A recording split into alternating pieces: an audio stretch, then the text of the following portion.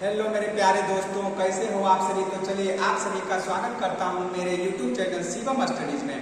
जैसा कि हमने आपको पिछले लेक्चर में पढ़ाया था एयर स्टैंडर्ड साइकिल के बारे में, तो एयर स्टैंडर्ड साइकिल के बारे में हमने पढ़ाया था, जिसमें आप लोगों को दो साइकिल कंप्लीट करवा दिए थे। पहला था ऑटो साइकिल, दूसरा था डीजल साइकिल। और आज हम स्टार्ट करने वाले हैं कि डुअल साइकिल क्या होता है।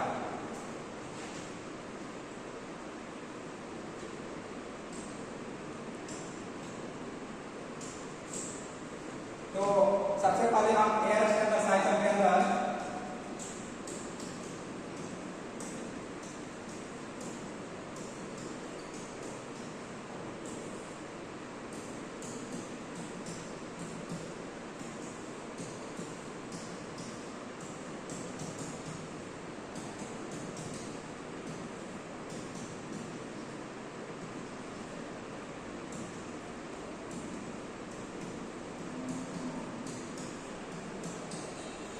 हमने एयर स्टैंडर्ड साइकिल के अंदर हमने सबसे पहले ऑटो साइकिल डिस्कस किया था।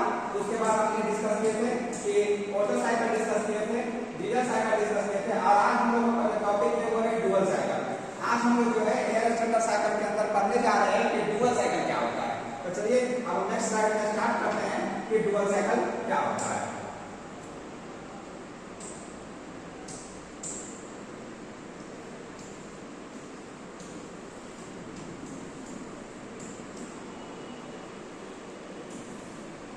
तो अब हम स्टार्ट कर रहे हैं कि डुअल साइकिल क्या होता है। तो सबसे पहले तो जो डुअल साइकिल होता है वो होता है combination of auto cycle and diesel cycle. Dual cycle is dual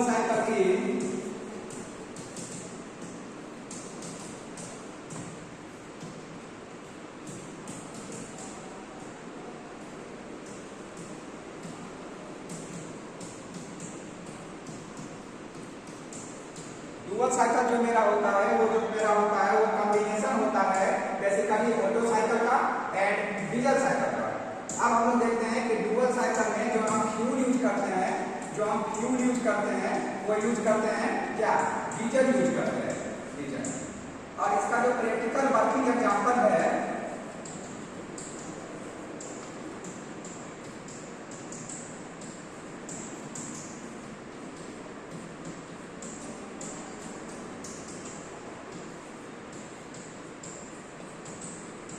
dual cycle का यूज कहाँ पर करते हैं। डुअल साइकिल का जो प्रैक्टिकल वर्किंग एग्जांपल है वो मेरा हाई स्पीड डीजल इंजन, जो हैवी व्हीकल जो होते हैं, हाई स्पीड डीजल इंजन जो होते हैं, उसमें हम क्या करते हैं, डुअल साइकिल का यूज करते हैं। ठीक है, अब हम लोग देखेंगे कि डुअल साइकिल का और भी नाम होते हैं। तो डुअल साइकिल को हम लोग क्या कहते हैं, हम लोग कहते हैं limited pressure cycle, limited pressure cycle, ये इसका नाम हो गया। इसका और भी नाम है, इसको हम कहते हैं मिक्स्ड साइकिल। आगे हम डिस्कशन करेंगे कि डुअल साइकिल को मिक्स्ड साइकिल क्यों कहते हैं। तो सबसे पहले अभी तक हमने देखा कि एयर स्टैंडर्ड साइकिल के अंदर हम लोग पढ़ने वाले हैं डुअल साइकिल। डुअल साइकिल आज का हमारा ये टॉपिक है। और डुअल साइकिल में हमने सबसे पहले देखा कि डुअल साइकिल जो होता है वो होता है combination of auto cycle and diesel cycle. उसके बाद देखा कि डुअल साइकिल में जो हम फ्यूल यूज करते हैं, फ्यूल में मेरा डुअल साइकिल में जो हम फ्यूल यूज करते हैं वो हम करते हैं डीजल यूज करते हैं। तो हमने डीजल यूज करते हैं। और उसके बाद हमने देखा कि practical working example of dual cycle जो मेरा होता है वो हाई स्पीड डीजल इंजन में होता है। यहाँ तक हो गया। डुअल साइकिल को हम लोग लिमिटेड प्रेशर साइकिल कहते हैं, डुअल साइकिल को हम लोग मिक्स्ड साइकिल भी कहते हैं। तो यहाँ तक हमारा हो गया। अब हम लोग जो है वो नेक्स्ट पढ़ने वाले हैं नेक्स्ट स्लाइड में कि इसमें कितने प्रोसेस होते हैं, इसका पीवी डायग्राम क्या होता है, टीएस डायग्राम क्या होता है, इसका एफिशिएंसी क्या होता है। तो चलिए अब हम नेक्स्ट स्लाइड में पढ़ते हैं इसमें कितने प्रोसेस होते हैं। तो इट कंसिस्ट ऑफ 5 प्रोसेस। ये एक स्पेशल टाइप ऑफ साइकिल है। जनरली आप लोग कोई भी साइकिल पढ़ते होंगे तो 4 प्रकार के मेरा प्रोसेस होता है, 4 प्रकार का साइकिल होता है। और यहाँ पे हम लोग जो है डुअल साइकिल में जो प्रोसेस पढ़ने वाले हैं वो 5 प्रोसेस साइकिल है। तो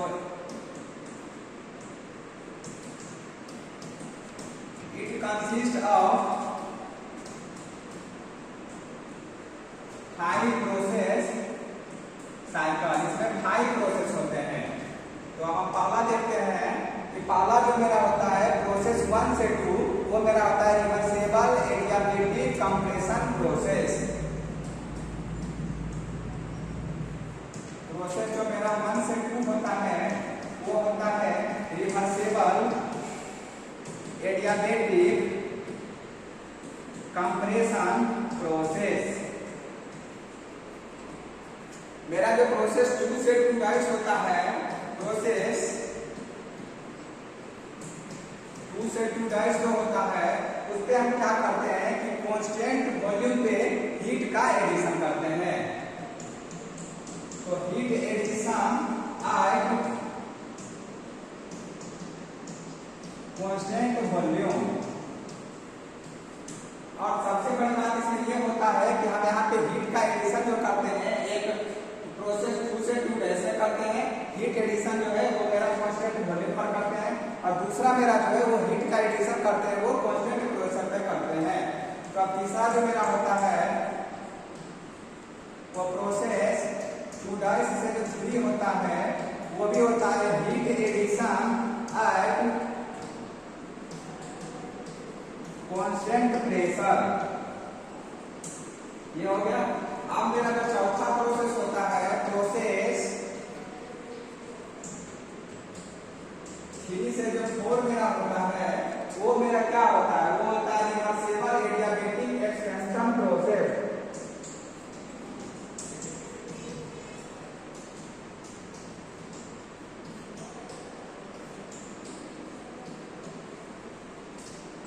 अब हम देखेंगे कि मेरा पांचवा जो होता है वो होता है process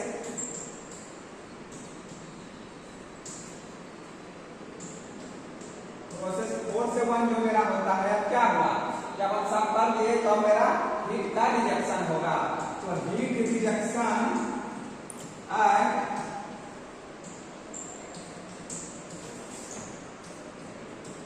constant volume, heat rejection eight constant volume. तो हम लोग आज यहाँ पे देख रहे हैं कि it consist of 5 process. Dual cycle में जो होता है वो 5 प्रोसेस होता है। प्रोसेस 1 से 2 जो मेरा है वो होता है reversible adiabatic compression process. Process 2 से 2 गाइस जो है वो heat addition at constant volume, मतलब कांस्टेंट वॉल्यूम पे मेरा हीट का एडिशन होता है। ये हो गया।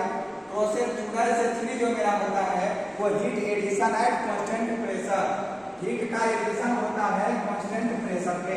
प्रोसेस 3 से 4 जो मेरा होता है वो रिवर्सेबल एडियाबेटिक एक्सपेंशन, मेरा कंप्रेशन यहाँ हुआ था तो इस प्रोसेस में एक्सपेंशन होगा। और लास्ट जो मेरा होता है प्रोसेस 4 से 1 जो होता है वो heat rejection eight constant volume, heat का रिजेक्शन होता है कांस्टेंट वॉल्यूम तक। तो यहाँ तक हम लोग देख लिए। अब नेक्स्ट हम लोग देखने वाले हैं कि इसका पीवी डायग्राम, क्योंकि अब मुझे प्रोसेस पता चल गया तो इसके बाद हम इसके अनुसार से हम क्या करेंगे कि पीवी डायग्राम और टीएफ डायग्राम ड्रॉ कर सकते हैं। तो नेक्स्ट स्लाइड में हम लोग अब देखते हैं कि इसका पीवी और टीएफ डायग्राम क्या होता है।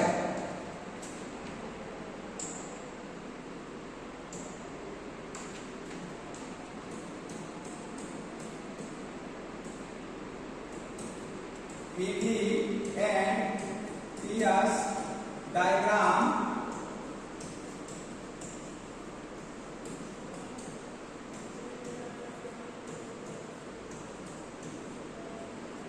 PV and TS diagram of dual cycle. Dual cycle का पीवी और टीएस डायग्राम क्या होता है। तो सबसे पहले यहाँ पे हम पीवी डायग्राम ड्रॉ करते हैं। तो पीवी डायग्राम ड्रॉ करते हैं तो पीवी का मतलब क्या होता है, पी मतलब मेरा प्रेशर होता है और वी मतलब मेरा वॉल्यूम होता है। तो हम लोग जो ड्रॉ करने वाले हैं वो प्रेशर और वॉल्यूम का डायग्राम ड्रॉ करने वाले हैं। तो यहाँ पी हो गया प्रेशर, वाई एक्सिस पे प्रेशर लेते हैं और एक्स एक्सिस पे वॉल्यूम लेते हैं। तो सबसे पहले मेरा प्रोसेस 1 से जो 2 था वो था reversible adiabatic compression process. Process 1 से जो 2 था वो मेरा था reversible adiabatic compression process. Reversible adiabatic compression process हो गया। प्रोसेस 2 से 2' जो था वो मेरा था हीट एडिशन दे रहे थे कांस्टेंट वॉल्यूम पे। तो कांस्टेंट वॉल्यूम का ये होता है, कांस्टेंट वॉल्यूम पे हीट का एडिशन दे रहे थे, हीट एडिशन कांस्टेंट वॉल्यूम पे। अब हम लोग क्या कर रहे थे कि हीट का एडिशन दे रहे थे, ये मेरा पॉइंट 2 गैस हो गया। अब इधर के प्रोसेस 2 गैस से 3 कर रहे थे, वो मेरा था हीट का addition at constant pressure, constant pressure पे भी हीट का एडिशन दे रहे थे, ये मेरा पॉइंट 3 हो गया। उसके बाद था मेरा reversible adiabatic expansion process, reversible adiabatic expansion process. तो ये मेरा रिवर्सेबल एडियाबैटिक एक्सपेंशन प्रोसेस हो गया। अब लास्टली था कि कांस्टेंट वॉल्यूम पे हीट का रिजेक्शन, तो कांस्टेंट वॉल्यूम पे हीट का रिजेक्शन मेरा हो गया, यहाँ पे QR लिख दिए, हीट रिजेक्शन हो गया और मेरा प्रोसेस ये कंप्लीट हो गया। इसी तरह से हम अब TS डायग्राम को ड्रॉ करने वाले हैं। तो TS मतलब होता है temperature entropy diagram, temperature entropy diagram, TS diagram. तो अब हम लोग ड्रॉ करते हैं TS डायग्राम को। तो सबसे पहले इसी तरीके से मेरा नाम से 2 रिवर्सेबल एडियाबैटिक था, तो रिवर्सेबल एडियाबैटिक एक्सपेंशन प्रोसेस हो गया। प्रोसेस 2 से 3। अब यहाँ पे देखा जाए कि प्रोसेस 2 से जो 2 गैस था वो क्या था, कांस्टेंट वॉल्यूम पे हीट का एडिशन। तो कांस्टेंट वॉल्यूम पे हीट का एडिशन हम यहाँ पे कर दिए, लेकिन अब यहाँ पे है कि प्रोसेस 2 गैस से 3 जो मेरा है कांस्टेंट प्रेशर पे हीट एडिशन। तो अब आप लोग कमेंट में बताइएगा कि कांस्टेंट वॉल्यूम का स्लोप ज्यादा होता है कि कांस्टेंट प्रेशर का स्लोप ज्यादा होता है। और यहाँ से कांस्टेंट प्रेशर पे हीट का एडिशन कर दिए। उसके बाद मेरा था पॉइंट नंबर 2 गैस 3, फिर 3 से 4 प्रोसेस जो मेरा था रिवर्सेबल एडियाबैटिक एक्सपेंशन प्रोसेस। तो रिवर्सेबल एडियाबैटिक एक्सपेंशन प्रोसेस मेरा हो गया। और लास्ट था कांस्टेंट वॉल्यूम पे हीट का रिजेक्शन, कांस्टेंट वॉल्यूम पे हीट का रिजेक्शन। तो 3 से 4 हो गया और 4 से 1। ये मेरा PDN TS diagram of dual cycle हो गया। तो आप लोग यहाँ तक पहले नोट डाउन कि PD और TS डायग्राम कंप्लीट कर लिया। अब हम लोग इसके आगे पढ़ते हैं कि इफिशियंसी ऑफ डुअल साइकिल। तो डुअल साइकिल का इफिशियंसी क्या होता है, तो हम लोग नेक्स्ट स्लाइड में पढ़ते हैं कि इफिशियंसी ऑफ डुअल साइकिल क्या होता है। चलिए स्टार्ट करते हैं इफिशियंसी ऑफ डुअल साइकिल।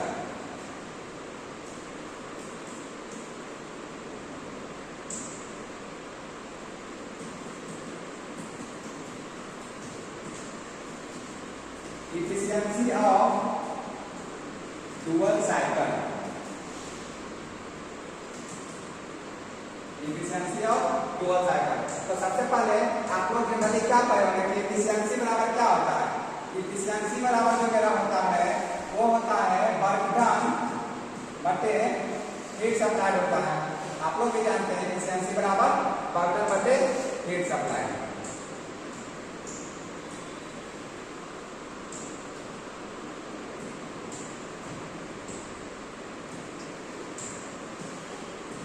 आप वर्क को हम लोग क्या लिखते हैं कि वर्क को लिखते हैं heat supply minus heat rejection बटे हीट सप्लाई। अब देखो यहाँ से आएगा 1 माइनस हीट रिजेक्शन बटे हीट सप्लाई। तो ये मेरा इफिशियंसी हो गया।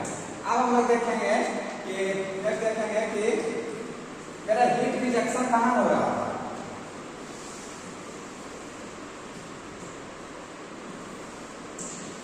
हीट रिजेक्शन जो मेरा हो रहा था 4 से 1 प्रोसेस में है। अब 4 से 1 प्रोसेस में हीट रिजेक्शन, हीट का फॉर्मूला क्या है, Q बराबर mCv dt, mCv T4 minus T1। तो यहाँ लिखेंगे 1 minus mCv T4 minus T1 divide heat supply. आप देखेंगे पीवी डायग्राम में जाके कि हीट सप्लाई कहाँ कर रहे थे। तो हीट सप्लाई जो मेरा था वो था प्रोसेस 2 से 2 गैस में हीट सप्लाई और प्रोसेस 2 गैस से 3 में। तो पहला कांस्टेंट वॉल्यूम पे हम लोग यहाँ पे वॉल्यूम इक्वल टू कांस्टेंट था, यहाँ पे था प्रेशर इक्वल टू कांस्टेंट। तो हम लोग करेंगे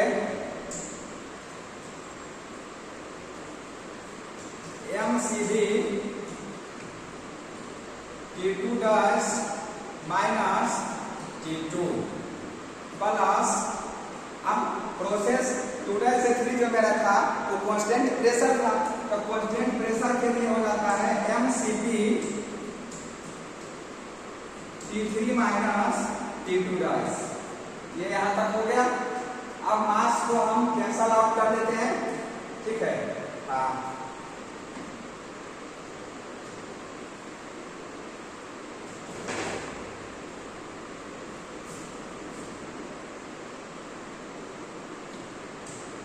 तो आप क्या करते हैं, मास को कैंसल आउट कर देते हैं।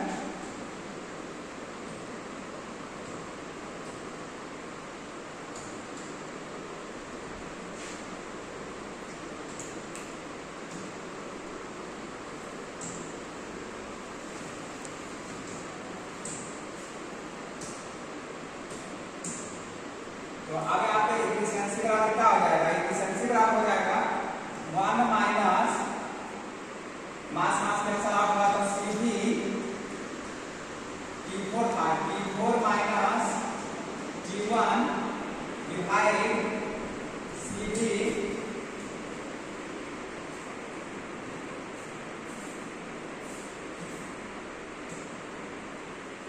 mCv T4 माइनस T1 था।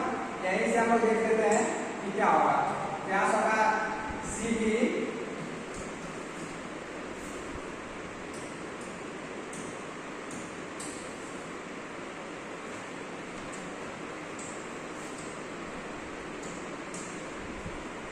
फाइनली एफिशिएंसी का जो मेरा आ जाएगा वो आ जाएगा क्या, आप लोग जानते हैं कि Cv बटे Cv क्या होता है, 1 होता है। और उसके बाद क्या होता है, यहाँ पर एफिशिएंसी हो गया। आप लोग देखते हैं कि क्या होगा, तो 1 माइनस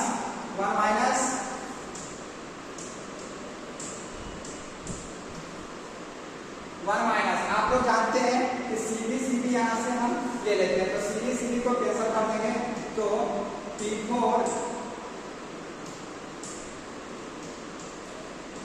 माइनस T1 डिवाइड यहाँ भी Cv1 हो जाएगा, तो T2 माइनस T2 प्लस।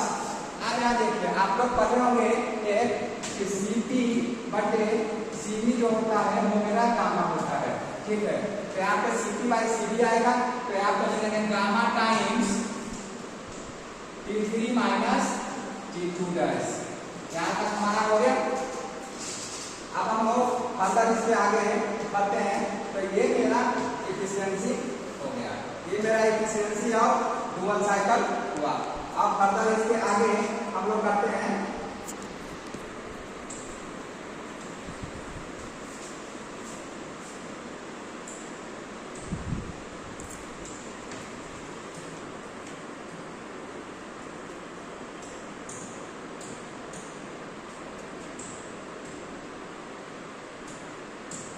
तो अब हम लोग देखते हैं कि डिफरेंट प्रोसेस में सारा निकालते हैं। तो सबसे पहले प्रोसेस 1 से 2 में चल जाएंगे, तो क्या था, तो यहाँ पर लिखेंगे T2/T1 इक्वल टू V1/V2 होता है, ठीक है, पर पावर गामा -1। हम लोग एक टर्म पर है कंप्रेशन रेशियो R बराबर होता है V1/V2। तो कंप्रेशन रेशियो R की जगह पे हम V1/V2 की जगह पे R दे देते हैं, तो हो जाएगा R के पावर गामा -1। तो यहाँ से हम T2 निकाल लेते हैं, तो T2 बराबर हो जाएगा T1 इंटू R के पावर गामा -1। ये मेरा एक T2 निकल गया, यहाँ से T2 फाइंड हो चुका है। अब हम लोग क्या करेंगे, नेक्स्ट प्रोसेस 2 से 2 से जाएंगे। प्रोसेस 2 से 2 प्रोसेस मेरा क्या था, मेरा प्रोसेस था कांस्टेंट वॉल्यूम के हीट का एडिशन। क्या था, वॉल्यूम इक्वल टू कांस्टेंट। तो आप लोग जानते हैं आइडियल गैस इक्वेशन से Pv बराबर mRT होता है, तो इसमें mR तो कांस्टेंट होता है, वॉल्यूम भी कांस्टेंट है, तो pressure is directly proportional to temperature. तो अब हम लोग यहाँ पे क्या करेंगे, लिखेंगे कि T2 डिवाइड T2 बराबर V2 डिवाइड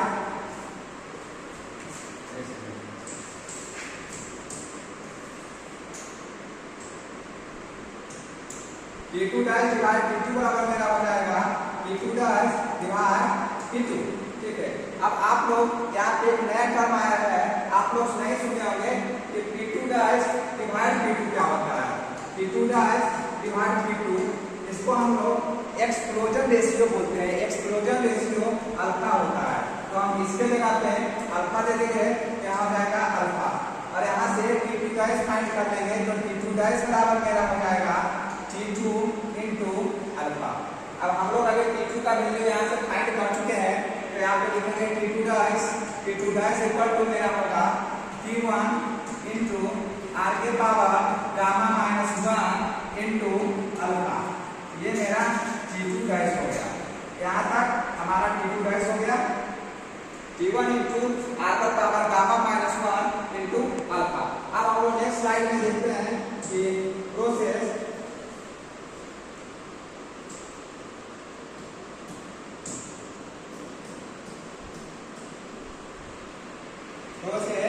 टू डैश से मेरा क्या होगा 3।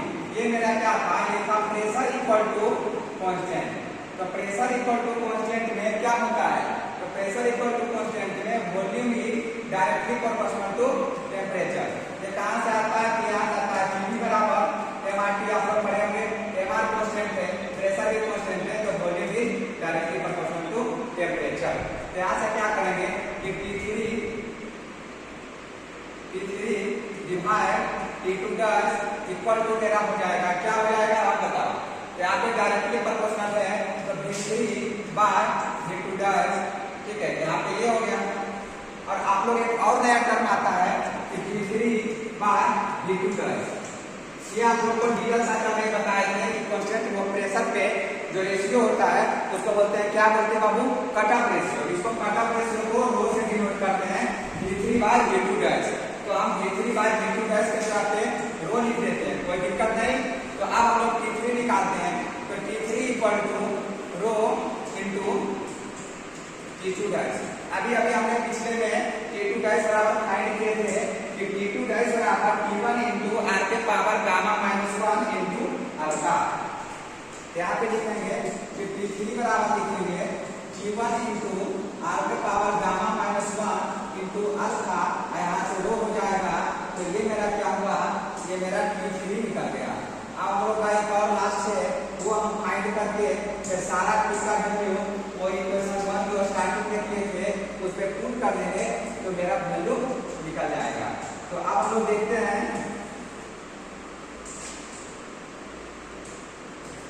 प्रोसेस 2 से 3 हो गया था। अब हम लोग देखते हैं प्रोसेस 3 से 4।